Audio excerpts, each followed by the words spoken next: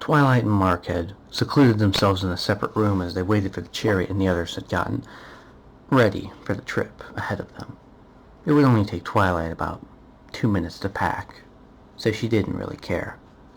She wanted to know Mark on a more personal base, know more about his culture, his people, what made Mark Mark in that regard. Sure, Mark may have been different, but that didn't mean that he wasn't any different from her. Mark's character represented much more than anything she had seen before. Basically, she was interviewing Mark. Twilight looked up at Mark and said, "So, where did you come from?"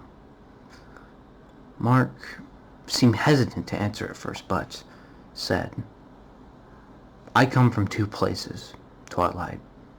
I will only give you one for now. I came from a place called Earth." "So you're from another planet?" she said, eyes widening, mouth opening a little bit. He nodded. "Yes, Twilight, I am from another planet. I'm from a planet where my kind is everywhere. Billions and billions of us. It's a unique place. Beautiful, but dangerous." He smiled at her. "You're a very, very smart girl. I know you would understand." She decided to dig a little deeper. "What do you mean dangerous?" Mark looked at her with serious eyes. He was never one to lie. It's a place full of sorrow, despair, rape, murder, and war. However, through the bad there is light. There is happiness, joy, laughter, love, kindness, charitability. People rely on each other. But sometimes I wonder why everyone's lost. I really, honest to God, do. I wonder why people are so lost against each other all the time. Why people choose to fight. Why people are so angry.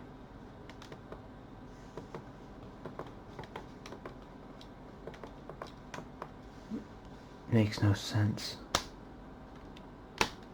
It makes no sense to me why everyone's so angry and caught up in their hostilities that they can't see that we're all practically the same. But yet again, I understand. They are all in pain.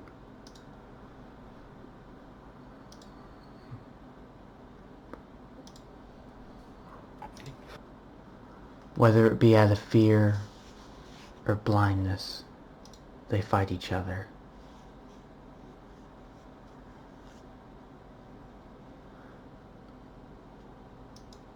I understand their fear towards each other.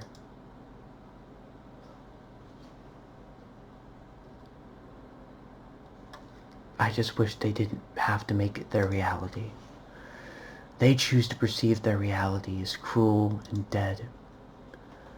I choose to perceive the reality as beautiful. Perception is magical. You choose to forge what you see around you. She looked at him and said, "So what's with the armor?" He said, "Twilight, I'll talk to you about that another time. I know you're curious, but..." "Oh, come on, Mark, we're friends. You know that whatever happens, I'm there for you. I'll tell you eventually, trust me. Just not now."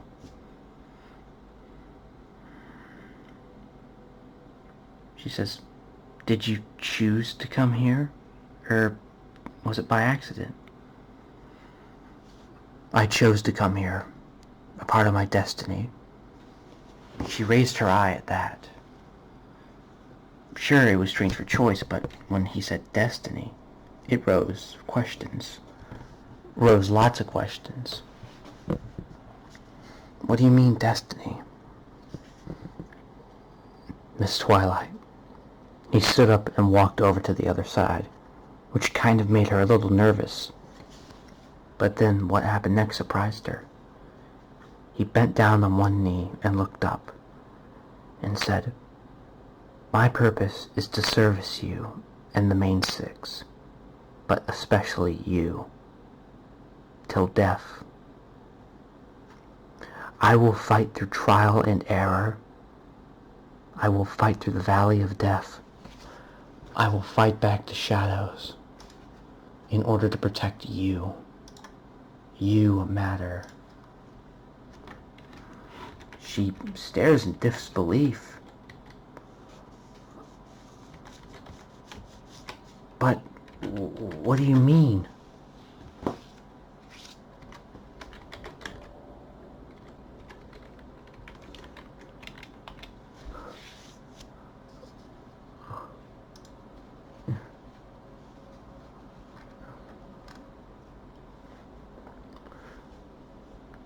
"Do not worry.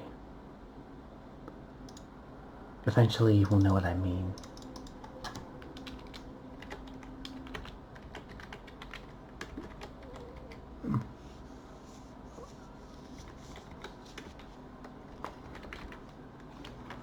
Let me tell you.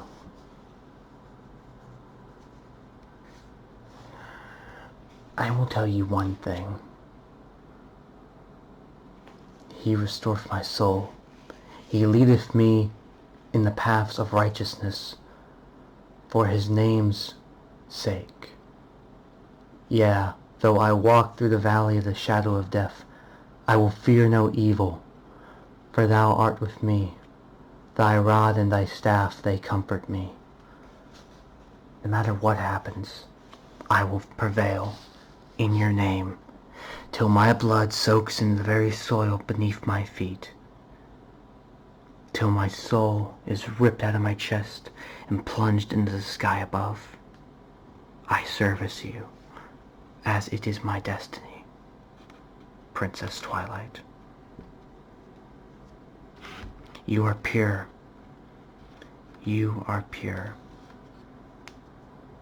And I will protect you. For I have seen you. I watched over you.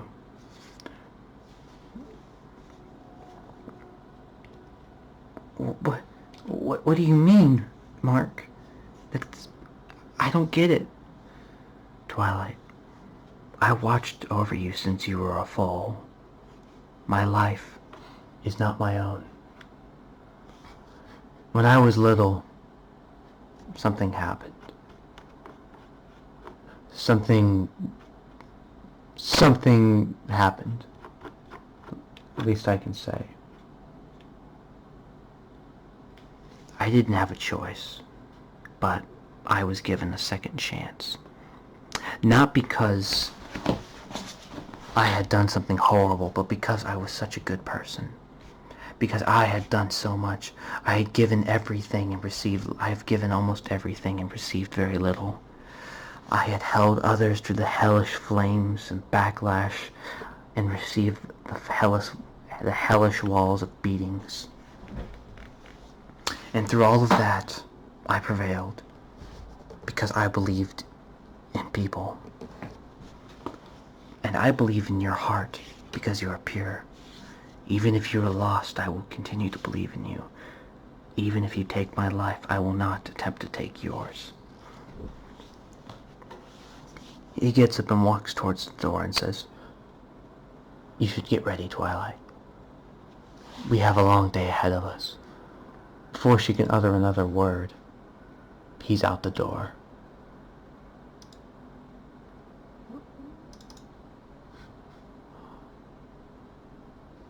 He's walking. He begins walking away. After an hour, the chariot arrives. They had all gotten on, but the guards were surprised to see this tall beast Before they could say anything, Twilight said, "Don't worry, he's with us." They seemed to be reassured but still suspicious. As Mark had gotten on, they had begun flying.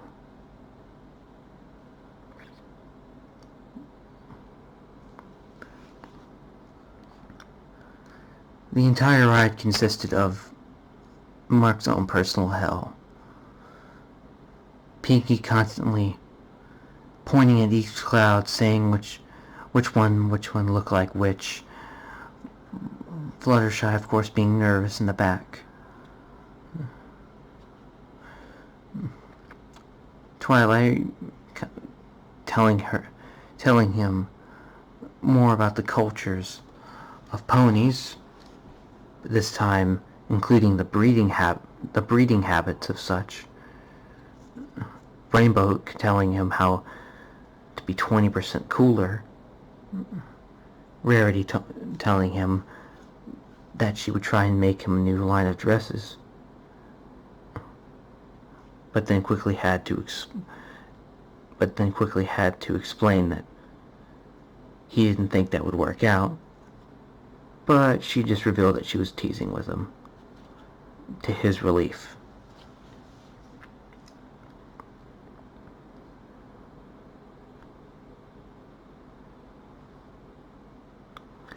And Applejack was just minding her business, eating an apple. Kind of ironic in his opinion.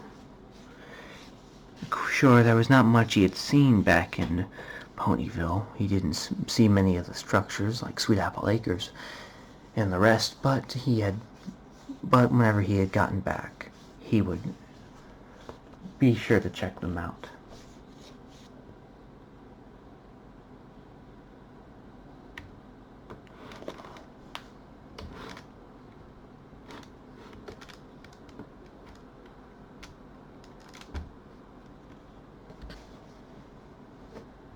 She smiled. This was going to be different.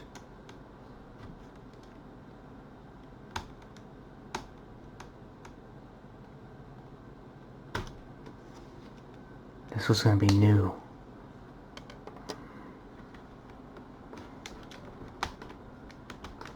Mark, on the other hand, didn't care much.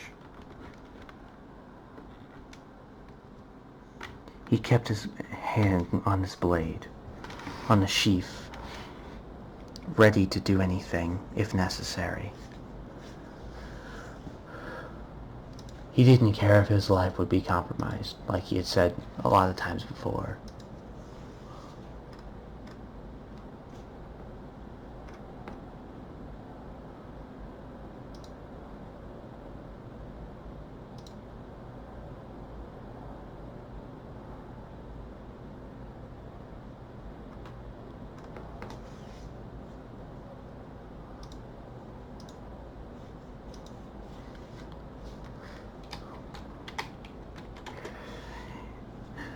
He had smiled.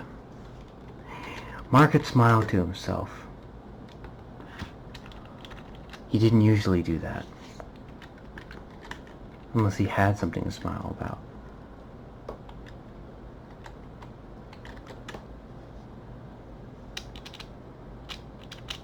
After the accident, he was numb.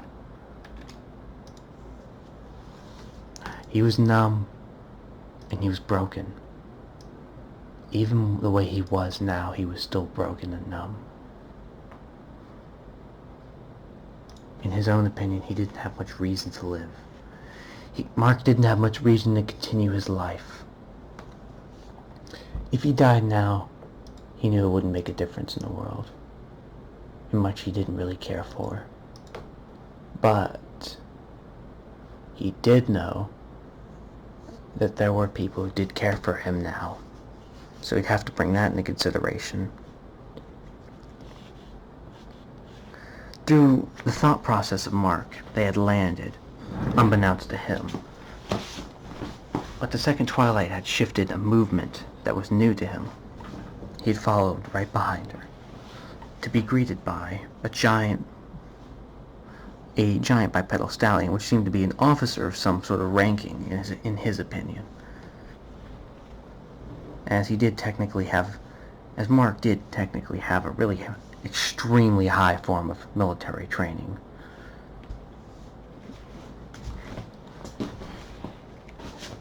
He smiled and said, "Twily." She smiled back and said, "Shiny." They both ran to each other and hugged, a deep embrace, happy, relishing the thought of meeting once again. Similar blood, split apart for a long time.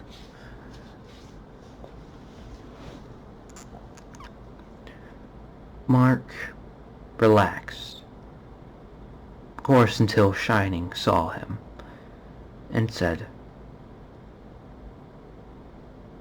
these very words that made him think, shit. "Twilight, get behind me." Of course, Twilight said, "Wait, what?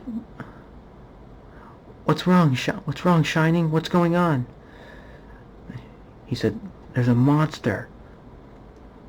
As he got right in front of her. And she said, "No, Shiny, wait." But it was too late. A magical beam shot from Shining's horn and had slammed directly, and I mean directly, into Mark's chest, flinging him backwards as he slammed against the wall, quickly pushing himself off of the wall and yanking out a sword into a defensive position. It was a short sword. As Shining fired another beam, he quickly put his left arm out, forming a shield with his magic. As it hit the shield, it had the magic that had hit the shield had evaporated. Twilight quickly stopped the fight, saying, "Shiny, what are you doing? This is my friend. The one I wrote to you about that saved one of the element's lives and saved the Heating Crusaders." She practically shouted at him in anger. He then stopped and looked at her, then him, then her, then him, then her, then him. Buck nuggets. That's all he thought. I could really go for a corn dog right about now. Said, "Oh, I'm sorry, Twily." "Don't say sorry to me, say sorry to Mark," she pointed out. Mark said, "There's no need to apologize. Everything is okay. I can understand my form is intimidating. There's no need to worry."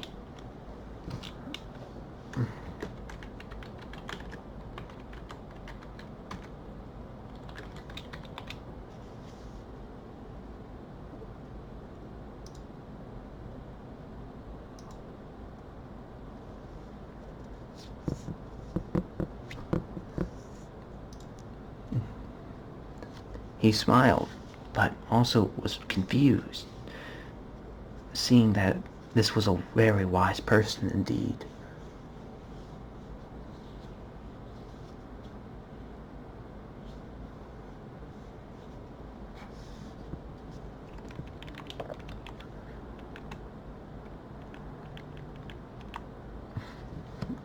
He says, "Don't worry.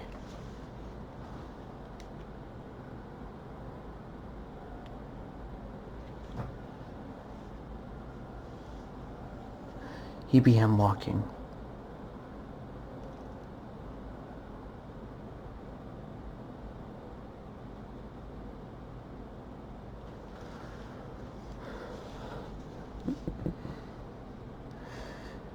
In total silence after the phenomenon of Shining firing a fucking laser beam out of his horn and practically swatting Mark. They went through, many of the guards saluting and looking out of suspicion and curiosity. Once they had gotten to the throne room, of course, things took a different turn.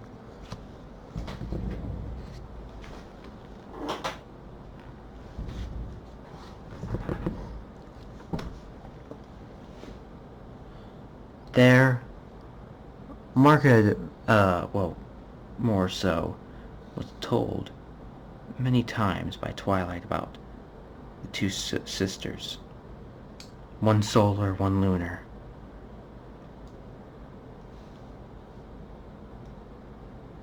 Where she said they were opposite, he saw equal. Nothing more, nothing less.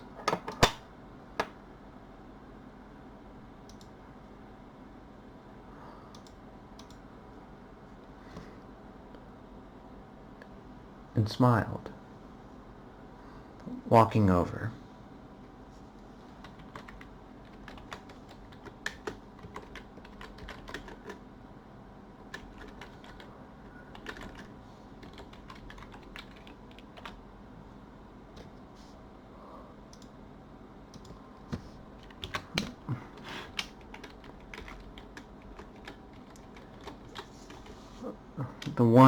The white unicorn looked down at them with a small smile, whilst the darker alicorn stared at them in curiosity, but also authority, especially towards Mark. Mark took the first defensive approach and stepped right near Twilight, staying right by her side. It was not for comfort, it was to protect her in case something had happened.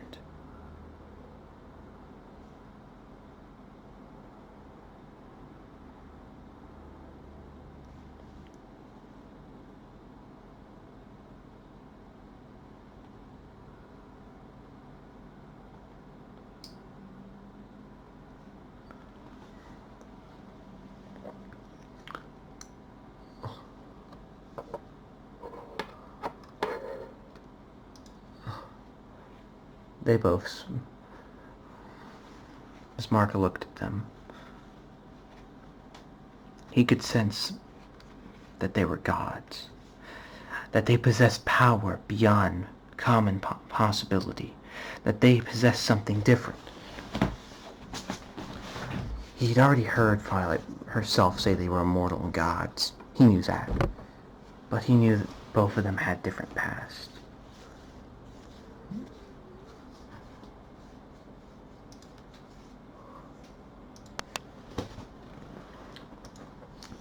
Celestia was the first to speak.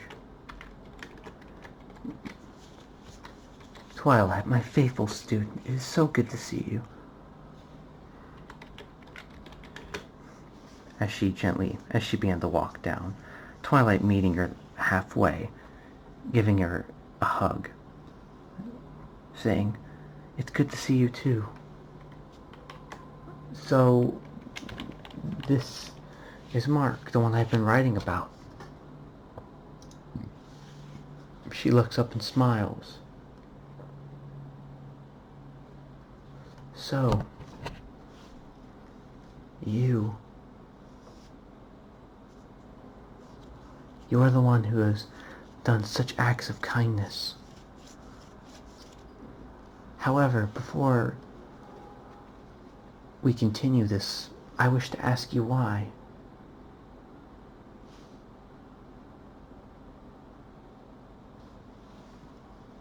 He stares and says, "Well,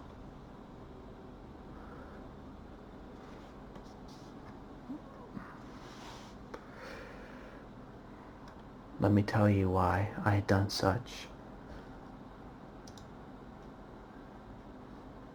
Is that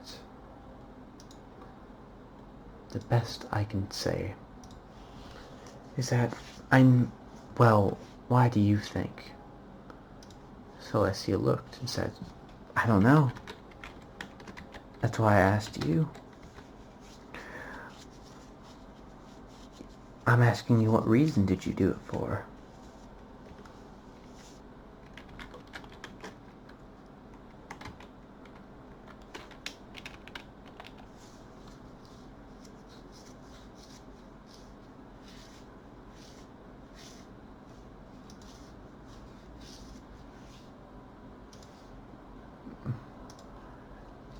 He smiled and said, "There will always be poor people in the land. Therefore, I am commanded to be open-handed toward my fellow people who are poor and needy in my land. Anyone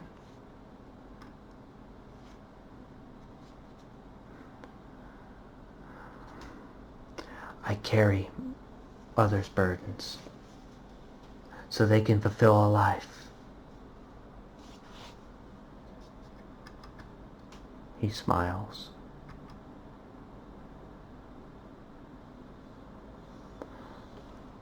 "Every good and perfect gift is from above, coming down from the Father of the heavenly lights, who does not change like shifting shadows. And the reason why I do all of this is it was commanded of me to love each other as he had loved me." And she looked, raising an eyebrow. "Who is he?" He smiled softly and said, "My God." She said, "What do you mean?" "I'll tell you later."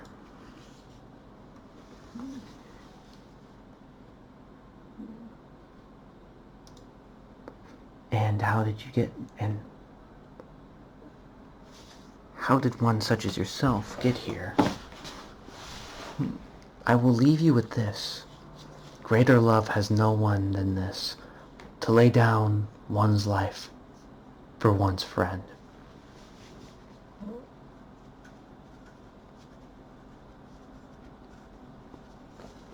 "For even the Son of Man did not come to be served, but to serve and to give his life as a ransom for many."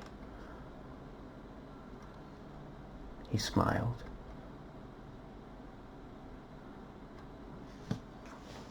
And said, "Anyway,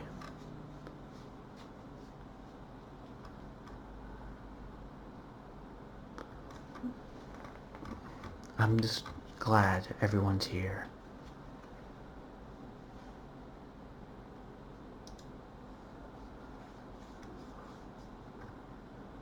"So, who are you?" Looking at Princess Luna. She looked, narrowing her eyes, saying, "We are the Princess of the Night. We demand to know exactly what your plans are here."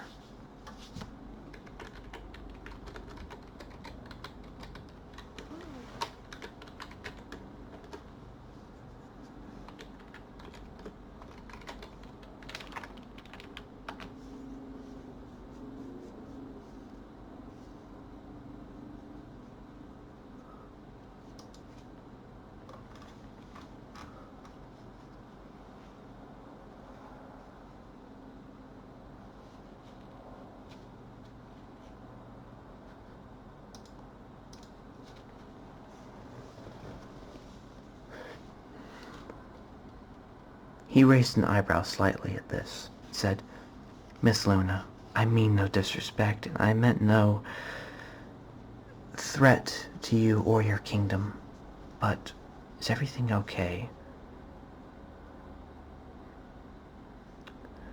We are most pleased at this, but we still want to know your reasoning.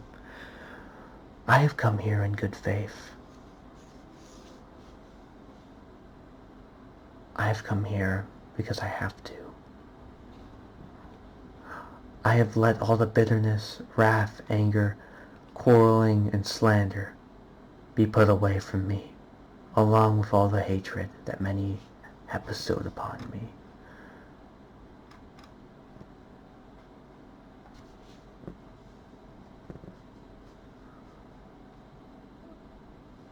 I don't pay people back for evil, for the evil they do to me. I focus my thoughts on those things that are considered noble, as much as it is possible. I live in peace with everyone. I don't take revenge, dear friends. Instead, I let God's anger take care of it. After all, He said, I alone have the right to take revenge. I will pay back, says my Lord.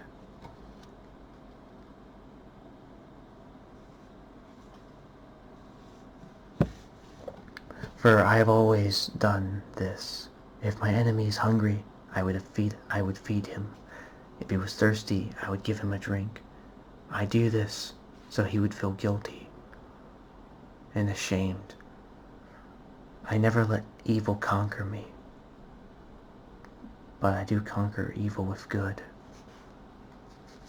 You are not evil, Luna, despite the rumors and many accusing things people say to you.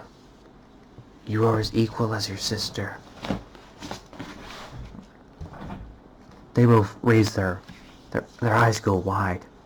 Before anything can be exchanged, he says, the reason you don't accept your sister, Luna, is you act out of fear and anger. And she tries to accept, and you also act out of sorrow. And when she tries to accept you, she acts out of regret and pain.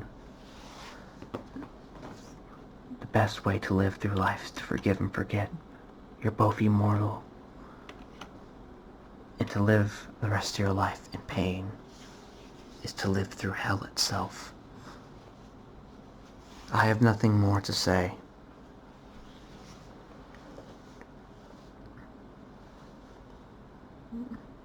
After that, they had parted ways. The gala had begun. Twilight was prepped in her room and had walked down outside to the courtyard. And outside came Mark with the many nobles sneering at him. She said, Mark? He looked down and said, yes. I have a question. What made you so forgiving to people who had sneered at you or hurt you? He looked and said, for if you forgive others when they sin against you, your heavenly Father will also forgive you. But if you do not forgive others their sins, for their sins, your Father will not forgive you for your sins. For forgiving another who has sinned against you is a great act.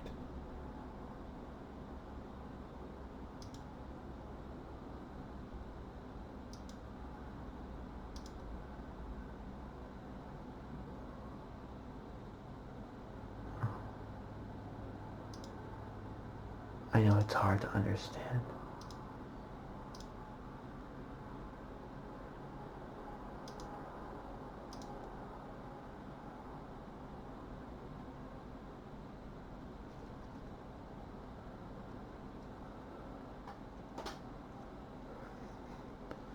Let me tell you, is that with each act of forgiveness, whether small or great, we move towards wholeness.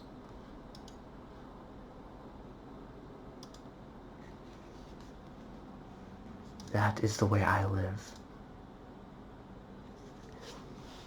She smiled at him. His wisdom. It began to rain. She sighed. Let's get back inside. Then she heard the sound of something whoosh out, like a pair of wings, but larger, unraveling. She thought it may have been Celestia, and it was over her. When she looked, her eyes widened. Mark had wings.